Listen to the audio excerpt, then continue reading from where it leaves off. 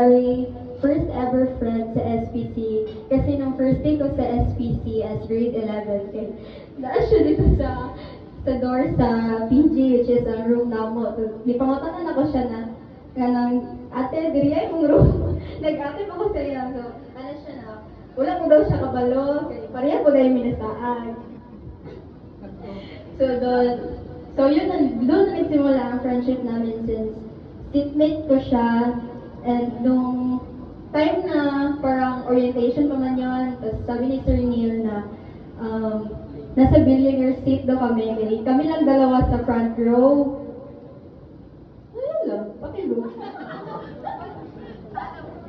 By the way, Sharpie is a very, very kind-hearted person to the point na kahit masaktan siya, basta wag lang yung iba. And she is also one of the most outstanding presidents we've ever had because makikita mo talaga na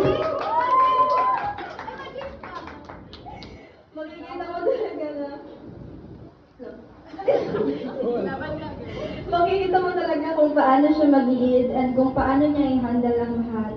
And believe ako sa kanya kasi grabe siya mag-balance ng ACADS, extracurricular and co-curricular activities. And every event sa LES would not have been successful without a leader who knows how to manage and lead her officers well. And thankful ako, and hindi lang ako, kundi kami, sa'yo because you're very understanding when it comes to our work and duties.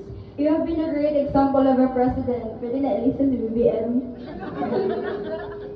You know guys, to Sharpay, my day one, I wish you all the love and success that this world has to offer. I hope the world will always be kind to you, especially in your new school. Prove them who Sharpay really is, a worthy youth student. You know the real Sharpay, welcome to reality.